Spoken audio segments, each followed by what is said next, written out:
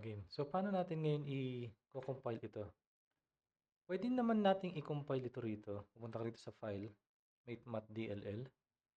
Pero tuturo ko rin sa inyo kung paano as a project ito gagawin kasi baka mamaya hindi sa inyo yung BB project or wala kayong access dun sa exe. So, sara natin to. Save natin lahat. Kunyari, ito lang yung project mo, yung library. Ito hindi ka nagme-maintain. So, paano mo siya i-compile? Punta ka dito. Since this is a different project, i-open mo lang yung BBP na yan.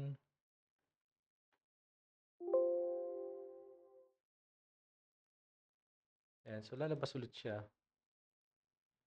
Pupunta ka rin din sa file, tapos make mathlibdll. Make sure na nandito kayo sa same library kung nasaan siya. Click mo yung OK. Now, check natin na create ba yung DLL talaga. Tayo dito. So ito, meron tayong lib.dll. Now, tapos na yan, na-compile mo na yan. Balik tayo ngayon dun sa project natin. Ito yung project lang, hindi yung solution ang kukuha natin. Project lang.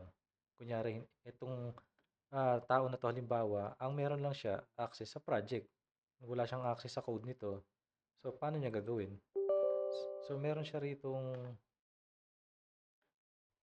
yung project lang. Ito yung ginagawa natin kanina. Diyan pa rin yung mga code niyan. Now, pag tinignan natin ulit dito sa project references, makikita nyo rito, missing na siya. Kasi kanina nga, inad natin siya as part nung IDE. Ngayon, hindi na siya kasama rin sa IDE, kaya hindi na siya makita. So, i-uncheck mo muna yan. Tapos, hahanapin mo yung compiled version dito. So, ano ba pinangalan natin doon? Mathlib. Ito. So, yan. Mathlib. Kung mapansin nyo ngayon, nakalagay na siya as DLL. Hindi na BBP. So, yun yung click natin ngayon. Okay natin yan. Make sure na nagana pa rin. So, yun lang ginawa ko. Yan. Pag naran mo yan, lalabas ulit ito. Try ulit natin. Bawa 7.6.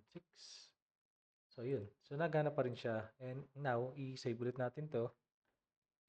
Paano pag halimbawa meron tayong babaguhin dun sa, ano, may ginawa yung developer na changes dun sa library, paano natin gagawin naman yun? Discuss natin yun sa next video.